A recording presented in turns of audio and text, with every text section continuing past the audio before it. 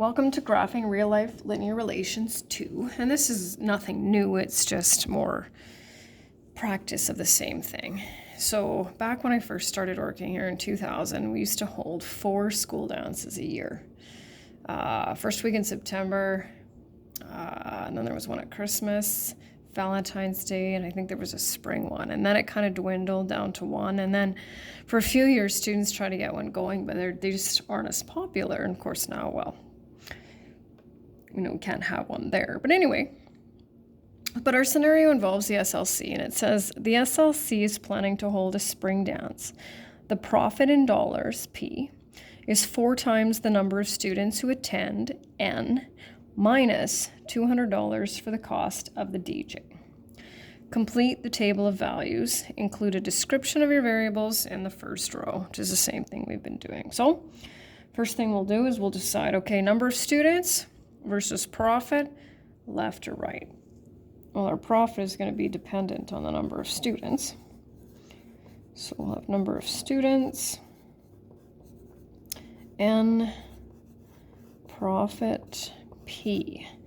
So here's where it gets interesting. And when I do this in 10, I always remind students that sometimes when we're dealing with real life situations, increments of 1 are no good.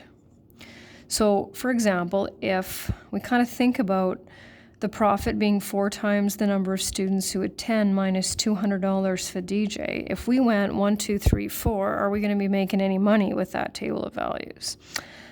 Nope, no, we're not. So we need to pick a different increment, I think, to best represent the situation. So if 1 isn't good, think of a number that you think would be good. It doesn't necessarily have to match mine, but for this one, I'm going to go with increments of 25 students. There are, I'm going to guess, around 520 students that attend CCI, and of course, we couldn't fit all of them into the gym anyway.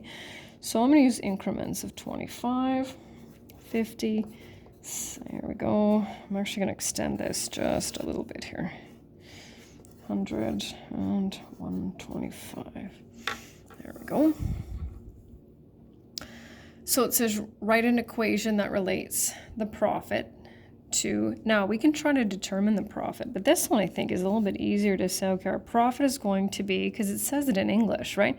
4 times the number of students who attend. Well, okay, 4 times the number of students who attend minus $200 for the cost of the DJ. So we can do it that way sometimes and then use that equation to calculate our profit. So 4 times 25, right? That's 100 minus 200. Oh, we're clearly losing money if only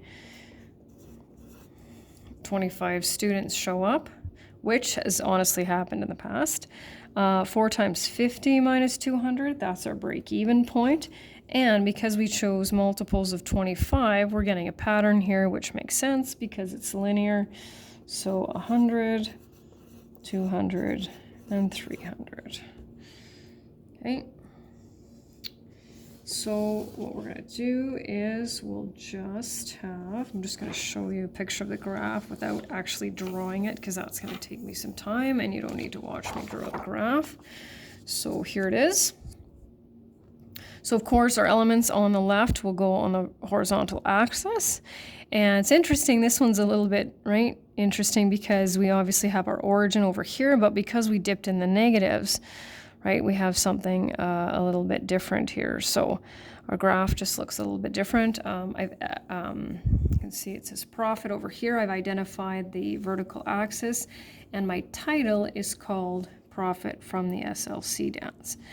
So the next question says, should the points on the graph be joined? And you can clearly see that I think it's a yes. So here's once again where we really have to think about it. So our original dots are here and here, okay? Now, is it possible, obviously, to have a number of students between 25 and 50? Well, obviously, right?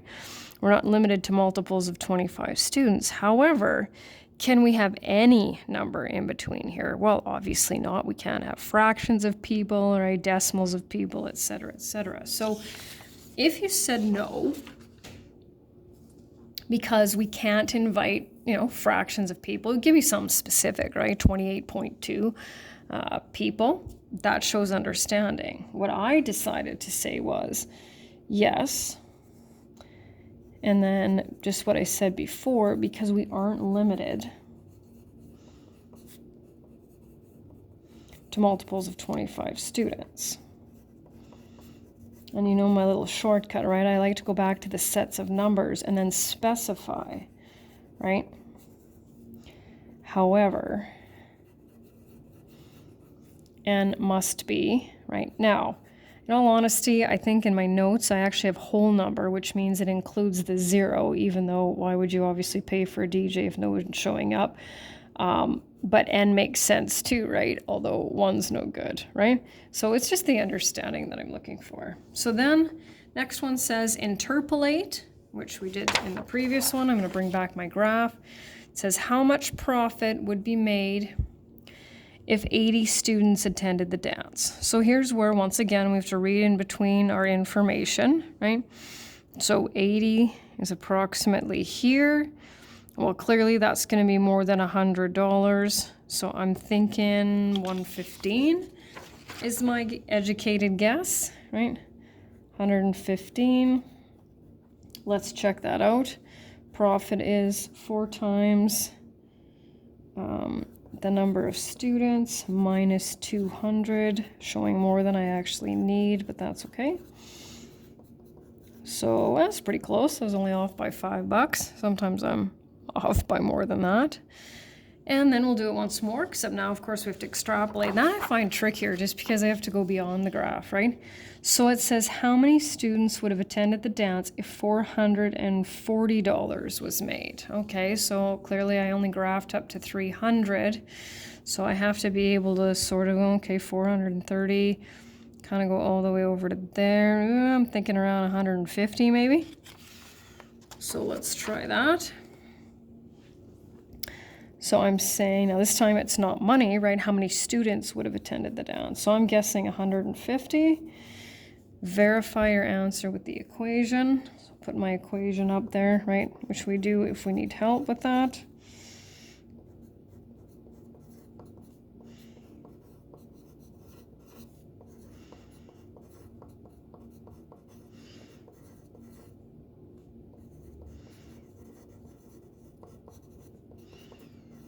$160, that's not bad, off by 10.